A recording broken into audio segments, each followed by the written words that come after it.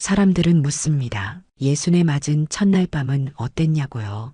불 꺼지지 않은 방, 조용히 제 앞에 앉아있던 그 사람. 저는 그날 밤 그가 보여준 그것 때문에 한참을 일어나지 못했습니다. 그날 밤 무슨 일이 있었는지 지금부터 이야기해 드릴게요. 그 전에 구독과 좋아요 부탁드려요. 그날도 새벽 3시에 눈을 떴어요. 몸보다 먼저 일어나는 건 한숨이었고 가장 먼저 찾는 건 목 근육에 붙인 파스였죠. 25살 아들이 남기고 간 빚, 그리고 이젠 남이 된 사람이지만 한 번도 남편 같지 않았던 사람의 흔적까지. 그게 제가 아직도 이 일을 붙잡고 있는 이유였습니다. 나이 들어 새벽 배송이라니 주변에선 다들 걱정했지만 어쩌겠어요. 삶이란 게 선택할 수 있는 것보다 견뎌야 하는 것이 더 많다는 걸 이 나이쯤 되면 다들 아시잖아요. 그날은 비가 많이 왔어요. 골목마다 물이 차오르고 손등에 박스 자국이 선명히 남았죠.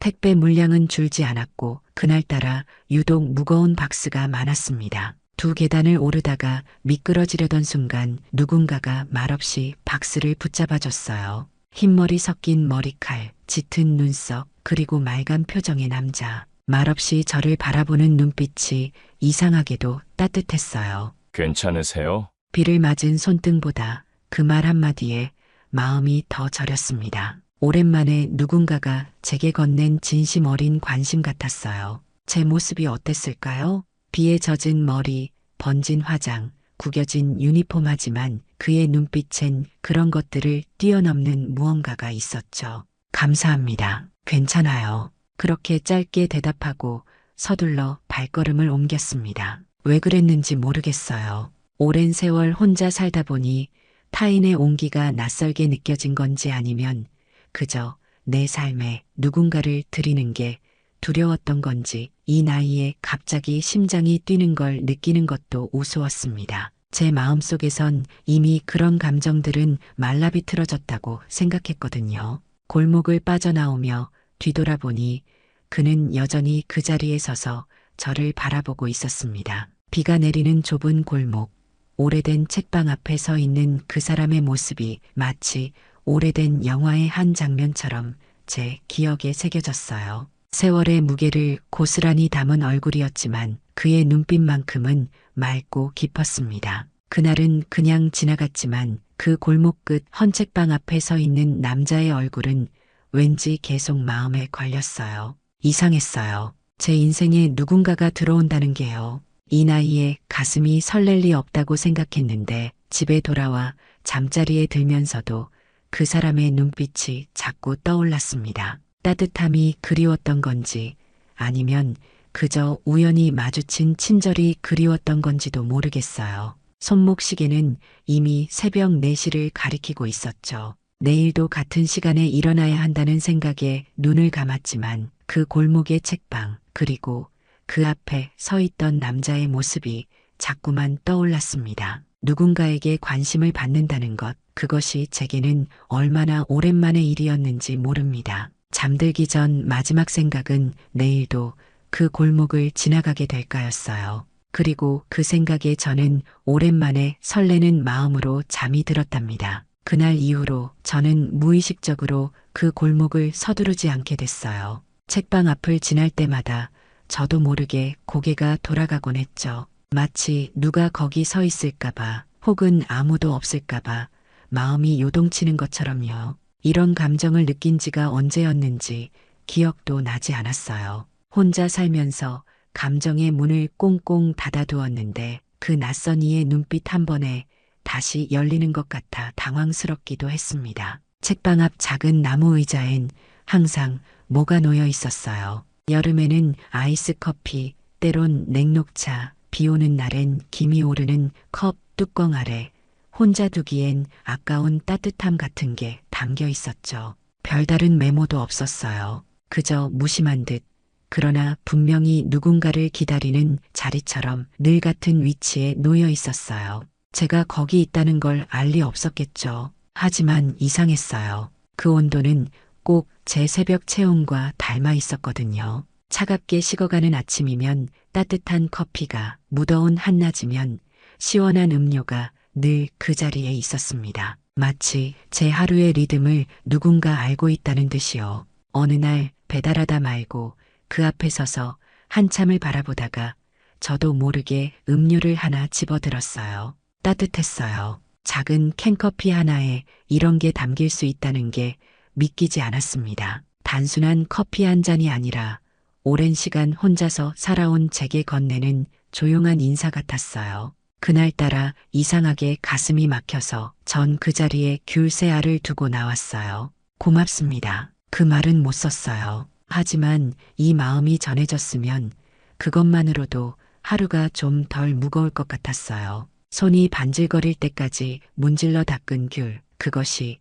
제가 할 수 있는 전부였습니다. 다음 날 그 의자엔 음료수와 함께 작은 종이가 놓여 있었어요. 귤, 맛있게 먹었습니다. 단 한 줄이었지만 제 마음이 전해졌다는 사실에 가슴이 뭉클했죠. 누군가 나를 기다렸다는 것, 내가 남긴 작은 흔적을 알아봐 주었다는 것, 그것이 이렇게도 큰 위로가 될 줄 몰랐습니다. 그렇게 저희는 말없는 교감을 시작했어요. 저는 매일 아침 그 골목을 지나가며 그가 놓아둔 음료를 마셨고 제 마음을 담아 작은 과일이나 손수건, 때로는 간단한 메모를 남겼습니다. 직접 마주친 적은 거의 없었어요. 하지만 이상하게도 저는 그의 존재를 느낄 수 있었습니다. 아마도 오래도록 혼자이다 보니 누군가의 마음이 향하는 방향을 더 민감하게 느낀다고 생각했답니다. 나이 든 여자가 이런 감정에 휩싸이는 게 어쩌면 우스울지도 모르겠다고 생각했어요. 하지만 사람 마음이란 게 나이를 먹는다고 시들어버리는 게 아니더라고요. 단지 묻어두었다가 누군가의 따뜻한 손길에 다시 꽃을 피우는 거였어요. 그리고 저는 오랜만에 아침에 눈을 뜨며 설레는 마음을 느꼈습니다. 새벽 택배가 기다려진 적은 한 번도 없었는데 그 골목을 지나는 순간만큼은 기다려졌어요. 그렇게 여름이 지나고 어느새 가을, 겨울, 다시 봄. 저는 여전히 택배를 들고 골목을 오갔고 그 책방 앞 나무 의자엔 변함없이 무언가가 놓여 있었어요. 사계절이 바뀌는 동안 저희의 조용한 교감도 계절의 색깔을 입었습니다. 처음엔 아이스 커피였어요. 뜨거운 골목 햇살에 숨이 찰 때쯤 유난히 찬기가 오래가는 컵이 놓여 있었죠. 그 다음엔 미지근한 보리차, 가을엔 따뜻한 유자차, 겨울엔 스팀 빠진 커피에 얹힌 작은 메모지.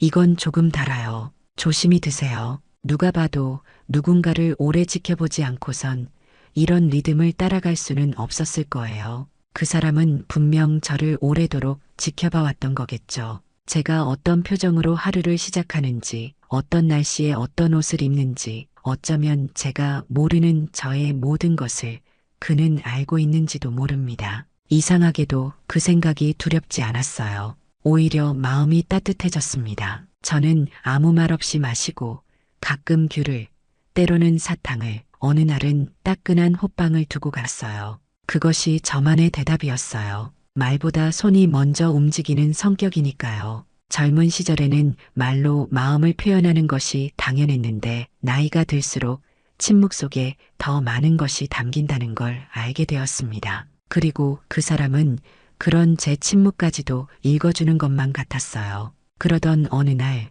그 의자 위 음료 옆에 작은 쪽지 한 장이 놓여 있었어요. 혹시 이 자리 불편하셨다면 죄송합니다. 그냥 하루에 한 번 누군가 생각하는 시간이 좋아서요. 가슴이 뻐근했어요. 생각이라는 단어가 이렇게 조심스러울 수 있다는 걸 저는 처음 알았어요. 그가 이렇게 오랜 시간 저를 생각해왔다는 사실이 믿기지 않았습니다. 나이 든 여자를 향한 이런 마음이 어디서 왔을까요? 주름진 손과 피곤해 절은 눈을 가진 저를 향한 따뜻한 시선이 이해되지 않았어요. 하지만 그의 메모를 읽는 순간 제 얼굴에 흐르는 눈물을 멈출 수 없었습니다. 오랜 시간 잊고 있었던 감정들이 물밀듯이 밀려왔어요. 누군가에게 소중한 존재가 된다는 것, 누군가의 하루의 의미가 된다는 것, 그것이 얼마나 귀한 일인지를 다시 느끼게 되었습니다. 그날 이후 저는 매일 아침 그 골목을 한 번 더 돌아보게 됐고 박스를 들고도 천천히 걷게 됐어요.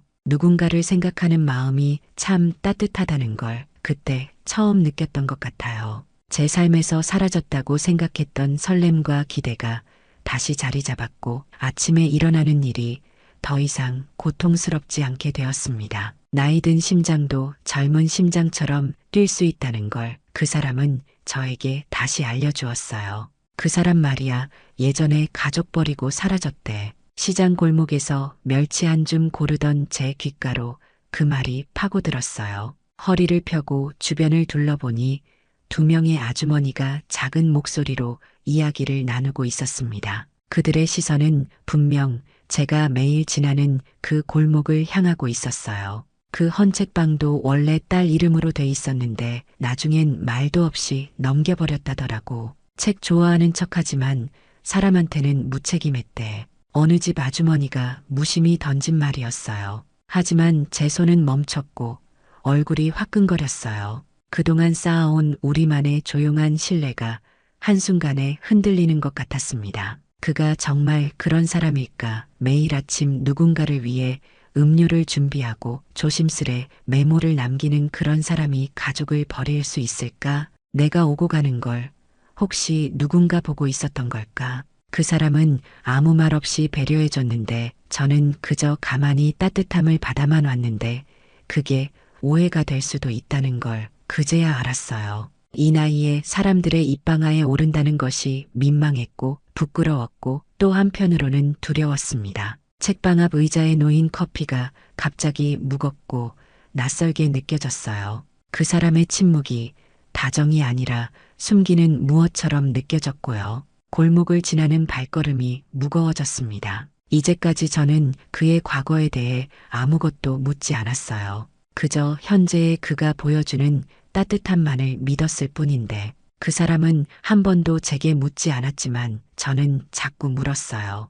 혹시 정말 그랬던 걸까? 책에 파묻혀 사는 삶이 사실은 도망이었던 걸까? 그의 책방에 가득한 책들은 현실에서 도망친 흔적일까요? 아니면 깊은 사색의 결과인지 저도 모르게 의심이 자라기 시작했어요. 다음 날부터 저는 그 골목을 피해 돌아다녔어요. 배달지를 일부러 순서를 바꾸고 길을 돌아가도 그 책방 앞을 지나지 않았어요. 책방 의자 위엔 여전히 음료가 있었어요. 하지만 그 따뜻함은 이제 나를 향한 게 아니라 누구에게나 줄 수 있는 습관처럼 보였어요. 멀리서 바라보기만 했지만 그 자리에 놓인 컵이 점점 식어가는 모습이 제 마음을 아프게 했습니다. 정말 이상했어요. 내 마음 하나가 금이 가니까 그 사람이 매일 준비한 계절이 한순간에 의심으로 바뀌었어요. 한마디 말도 나누지 않았는데 이렇게 쉽게 무너진다는 게 우습기도 했습니다. 하지만 그럴 수밖에 없었어요. 제 인생에서 만난 모든 남자들이 결국 제게 상처만 남겼으니까요. 저는 조용히 그를 멀리하기 시작했어요. 아침에 일어날 때마다 다시 무거워진 마음으로 하루를 시작했고 골목길은 더 이상 설렘의 공간이 아닌 피해야 할 곳이 되었습니다. 그러나 이상하게도 제 마음 한편에서는 그가 놓아둔 음료가 어떤 것인지 오늘은 무슨 메모를 남겼을지 궁금해하는 저를 발견했어요. 의심과 그리움 사이에서 제 마음은 온통 뒤엉켜 있었답니다. 며칠 동안 저는 그 길을 일부러 피해 다녔어요. 낯선 감정이었어요. 어쩌면 좋다고 느꼈던 사람을 이유 없이 의심하는 건 그 사람보다 제 자신이 더 초라해진다는 걸 그때 처음 알았어요. 근거 없는 소문에 휩쓸려 그동안의 따뜻한 교감을 한순간에 지워버린 제 모습이 부끄럽기도 했습니다. 하지만 여전히 걱정이 됐어요. 그가 정말 그런 사람이라면, 가족을 버릴 수 있는 사람이라면 내게도 언젠가 같은 상처를 줄 수 있지 않을까? 이미 한 번의 실패한 결혼으로 충분히 아팠던 제게 또 다른 상처는 감당하기 어려울 테니까요. 그래서 저는 계속해서 그 골목을 피했습니다. 책방 앞 나무 의자에는 여전히 음료가 있었어요. 그날은 따뜻한 밀크티였죠. 손 닿지 않은 채 서서히 식어가는 그 컵을 저는 멀리서 창문에 비친 그림자처럼 지켜보기만 했어요. 더 이상 가까이 가지 않았지만 그 자리를 완전히 떠날 수도 없었습니다. 이런 제 모습이 우스웠어요. 이 나이에 청춘의 망설임을 되풀이하고 있다니. 그리고 어느 날 그 의자 위엔 아무것도 없었어요. 텅 빈 공간, 놓여 있어야 할 것들이 사라진 자리. 그제야 알았어요. 그 사람도 멈췄다는 걸. 제가 더 이상 그 음료를 마시지 않는다는 걸 알았는지 아니면 그저 지쳐버린 것인지 어느 쪽이든 빈 의자를 보는 순간 심장이 무겁게 가라앉았습니다. 며칠 후 책방 유리문에는 잠시 쉽니다 라는 손글씨가 붙어 있었어요. 단정한 글씨였어요. 그 사람답게 감정은 없지만 어딘가 따뜻한. 저는 그 문 앞에 서서 한참을 움직이지 못했어요. 무슨 일이 있었던 걸까? 어디 아픈 건 아닐까? 온갖 생각이 머릿속을 맴돌았습니다. 괜찮냐고, 왜 문을 닫았냐고, 그 한마디라도 해보려고 했는데 아무 말도 나오지 않았어요. 입을 열려는 순간마다 제가 먼저 고개를 돌렸던 기억들만 가슴을 눌렀어요. 소문 하나에 흔들린 제 마음이 부끄러웠고 그 부끄러움이 제 발걸음을 묶었습니다. 그 사람은 그동안 제 마음에 매일 뭔가를 놓아두었는데 저는 단 한 번도 그 앞에 앉지 않았구나. 그 사실이 그 어떤 소문보다 더 아프게 저를 찔렀어요. 말 한마디 나누지 않고도 이어져 온 교감, 그것이 얼마나 소중한 것이었는지 그 자리가 비어있는 지금에서야 깨달았습니다. 책방 문은 닫혔고 제 마음도 같이 닫혔어요. 하지만 이상하게도 그 앞을 지날 때마다 자꾸 귀를 기울이게 됐어요. 혹시 안에서 누군가 저를 부르진 않을까 하고요. 그런 제 모습이 우습기도 했습니다. 이 나이에 이런 감정을 품는다는 것이, 하지만 마음이란 건 나이를 먹는다고 시들어버리는 게 아니라는 걸 저는 다시 한번 느꼈습니다. 며칠째 닫혀있던 책방 문이 그날 아침엔 열려 있었어요. 잠깐 멈춰 섰다가 저는 무심히 고개를 돌렸죠. 하지만 그 문 너머로 낯선 여자가 서 있는 걸 보고 본능처럼 멈춰 섰어요. 30살 정도로 보이는 젊은 여성이었습니다. 그 사람의 딸일까? 아니면 내가 들었던 소문 속 그 여자일까? 아직 정리되지 않은 머리카락, 책 정리를 하다 말고 눈물을 훔치고 있는 표정. 순간 이상한 상상이 스쳐갔어요. 혹시 그 사람에게 무슨 일이 생긴 건 아닐까? 몸을 돌려 걸으려는 순간 그 여자가 먼저 제게 다가왔어요. 혹시 책방 사장님과 아시는 사이세요? 저는 고개를 저었어요. 아니요, 그런 사이 아닙니다. 목소리가 이상하게 떨렸어요. 진짜 아니라 말하고 있는데 마음이 왜 이렇게 요동치는지. 이 나이에 거짓말을 하는 제 모습이 우스웠습니다. 하지만 어떻게 설명할 수 있을까요? 한 번도 말을 나눠본 적 없는 사람과의 관계를, 음료 한 잔으로 이어진 묘한 교감을. 그 여자가 주머니에서 구겨진 편지지 하나를 꺼냈어요. 저희 아빠가 병원에 계세요. 계속 그분을 찾으셨어요. 책방 앞에 매일 그분을 위해 준비해 두셨다고 하셨는데 저는 말이 막혔어요. 어떤 말을 해야 하는지, 무슨 얼굴을 하고 있어야 하는지도 몰랐어요. 그 여자의 말은 제 가슴을 쿵쾅거리게 했습니다. 그 사람이 병원에 있다니, 그리고 저를 찾았다니, 말 한마디 나눠본 적 없는 사람이 저를 찾았다는 사실이 믿기지 않았어요. 혹시 다른 사람들이 아빠에 대해 뭐라고 하던데 그거 혹시 믿으셨어요? 그녀는 울먹이며 말했어요. 아빠는요, 끝까지 본인을 지켰던 사람이에요. 우리 엄마가 떠난 거예요. 아빠는 한 번도 우리 탓, 엄마 탓하지 않았어요. 그 말을 듣는 순간 저는 무너졌어요. 소문을 의심하면서도 저는 그를 지켜주지 않았어요. 그가 제게 아무 말도 하지 않았던 이유, 이제야 알겠더라고요. 말로 설명할 수 없는 상처는 그저 조용히 견디는 수밖에 없다는 걸 그 사람은 이미 알고 있었던 거예요. 시장에서 들은 이야기는 완전히 뒤집힌 진실이었습니다. 버림받은 것은 그였고, 그럼에도 가족을 원망하지 않고 묵묵히 자신의 자리를 지켰던 사람이었어요. 그런 그가 저에게 매일 아침 커피 한 잔의 온기를 나눠주었다는 사실에 가슴이 아팠습니다. 혹시 같이 가주실 수 있을까요? 병원에 아빠가 기다려요. 그녀의 눈에는 간절함이 가득했습니다. 저는 망설였어요. 이제 와서 제가 무슨 자격으로 그를 만날 수 있을까? 한 번도 그의 마음에 제대로 응답하지 못했는데, 소문 하나에 등을 돌렸는데, 그제야 저는 멈춰선 발걸음을 조심스럽게 떼기 시작했어요. 그동안 그에게 받기만 했던 온기, 이제는 제가 그에게 돌려줄 차례라는 생각이 들었습니다. 비록 늦었지만 그의 따뜻함에 제 마음을 열고 싶었어요. 병원은 조용했어요. 소독약 냄새 사이로 미묘한 긴장감이 흘렀고 저는 낯선 복도 끝에서 발을 멈췄어요. 한 발짝만 더 떼면 그 사람과 다시 마주하게 된다는 게 이상하게 두려웠어요. 이제까지 한 번도 말을 나눠본 적 없는 사람인데 첫 만남이 병실이라니 마음이 무거웠습니다. 그녀가 문을 열고 들어가며 조용히 말했어요. 아빠, 그분 오셨어요. 저는 한참을 문턱에 서 있다가 작은 숨을 토해내며 안으로 들어갔어요. 저도 모르게 떨리는 손을 감추려 가방을 꼭 쥐었습니다. 그 사람은 병상에 반쯤 앉은 채 산소줄을 코에 낀 채 있었어요. 생각보다 많이 수척해져 있었고 눈에 고인 피로는 말하지 않아도 알 수 있었어요. 하지만 그 눈빛만큼은 제가 처음 봤던 그때와 다르지 않았습니다. 깊고 따뜻한 무언가를 품고 있는 듯한 눈빛. 그가 저를 보자 숨을 한번 들이쉬더니 입꼬리를 아주 조금 올렸어요. 그리고 말없이 눈을 감았다 떴어요. 그 작은 움직임에도 제 가슴은 쿵쾅거렸습니다. 오랫동안 기다려온 사람을 만난 듯한 그 눈빛이 저를 붙잡았어요. 미안해요. 제가 먼저 꺼낸 말은 그거였어요. 소문에 흔들려 의심했던 것, 그의 따뜻함을 외면했던 것, 그 모든 것들에 대한 미안함이 한꺼번에 밀려왔습니다. 그는 잠시 창밖을 바라보다가 천천히 고개를 돌려 말했어요.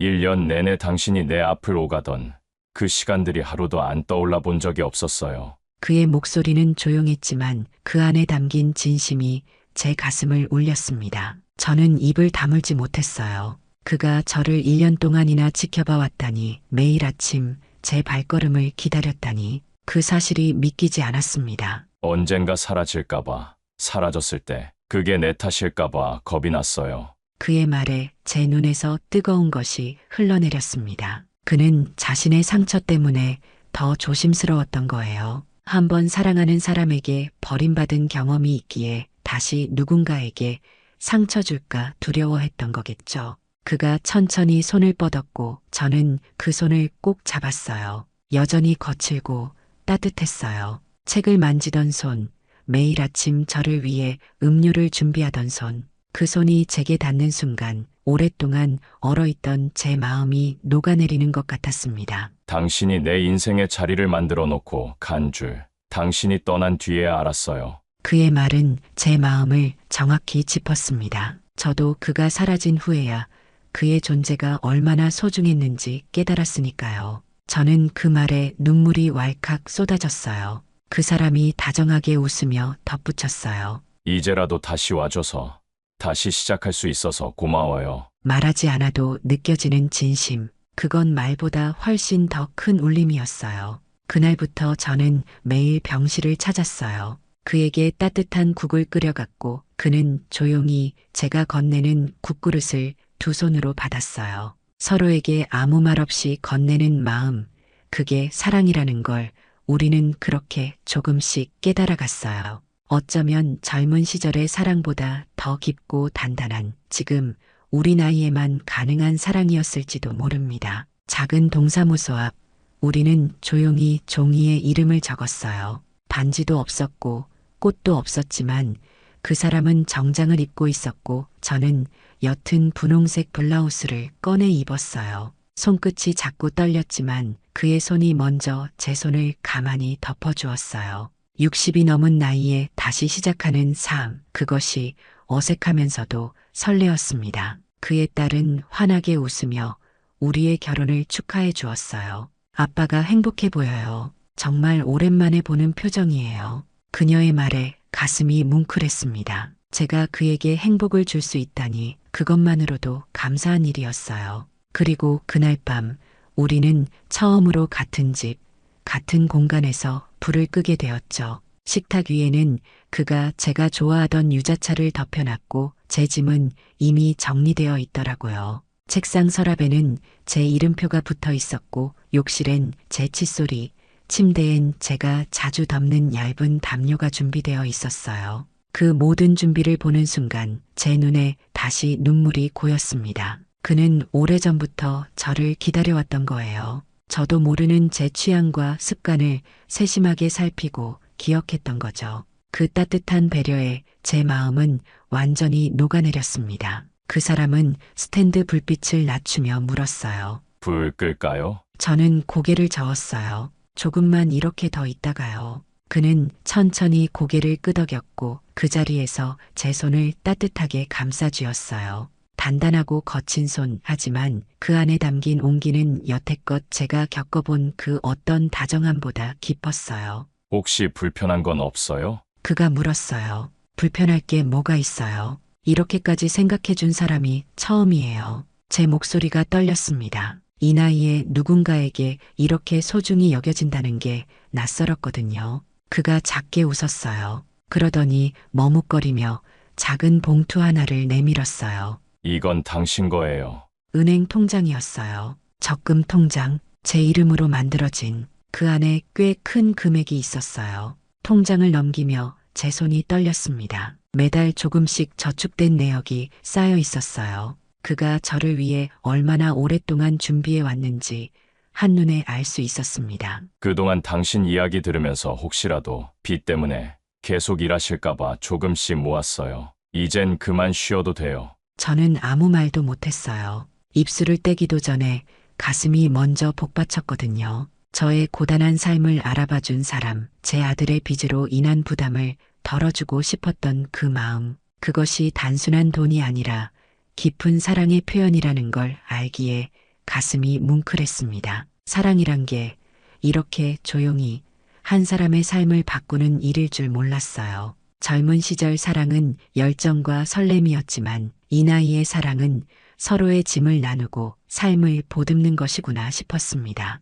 그것이 얼마나 소중한 것인지를 이제야 깨닫게 되었어요. 그날 우리는 서로의 손을 꼭 잡은 채 처음으로 불을 끄지 않은 밤을 지냈어요. 천천히, 아주 천천히 서로에게 스며들면서 말없이 안아주고 말없이 안기면서 오랜 세월 혼자 살아온 두 사람이 서로에게 맞춰가는 과정은 어색하면서도 따뜻했습니다. 사람이 사람에게 줄 수 있는 가장 큰 크기란 바로 준비된 마음이라는 걸 그 사람을 통해 알게 되었어요. 그날 밤 그 사람이 보여준 마음의 크기에 저는 정말 할 말을 잃었습니다. 이불을 정리해두고 욕실엔 제 수건을 걸어두고 하루하루 모은 통장을 제 손에 쥐어준 그 사람, 그 모든 준비가 말이 아닌 마음이었다는 걸 알게 됐을 때 저는 그냥 조용히 울 수밖에 없었습니다. 아침이 밝았을 때 눈을 뜨니 그가 저를 바라보고 있었어요. 평생 누군가와 아침을 맞이하는 것이 이렇게 따뜻한 일인 줄 몰랐습니다. 그의 눈빛에는 어제와 같은 다정함이 담겨 있었어요. 아침에 뭐 드실래요? 그가 물었어요. 같이 만들어요. 제가 답했습니다. 함께 준비한 아침 식사, 나란히 앉아 마시는 커피, 서로를 바라보며 나누는 미소, 그 모든 것들이 이제는 저의 일상이 되었습니다. 택배를 나르며 바쁘게 지내던 날들은 이제 조용한 책방을 함께 가꾸는 시간으로 바뀌었어요. 그의 책 사이에 제 이야기가 조금씩 스며들었고 우리는 함께 새로운 이야기를 써내려갔습니다. 사랑이 이렇게 깊고 단단하게 늦게 올 수도 있다는 걸 그 사람을 통해 처음 배웠어요. 우린 늦게 시작했지만 이제 더 오래 사랑하려고 합니다. 여러분도 사랑을 너무 늦었다고, 이미 지나갔다고 포기하지 마세요. 사랑은요, 때로는 늦게 와서 더 오래 머뭅니다. 그리고 그 따뜻함은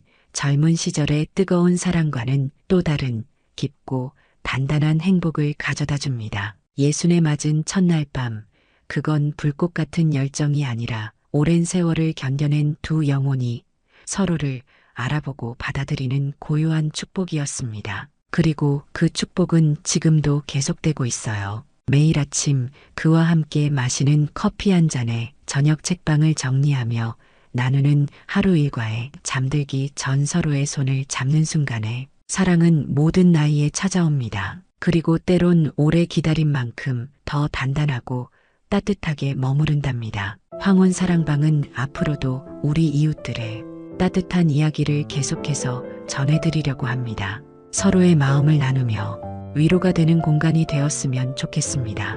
여러분의 관심과 사랑이 더 많은 분들의 이야기를 나눌 수 있는 힘이 된답니다. 좋아요와 구독, 그리고 여러분의 소중한 이야기를 댓글로 남겨주세요. 내일도 따뜻한 사연으로 찾아뵙겠습니다. 함께 해주셔서 감사합니다. 오늘도 행복한 하루 보내세요.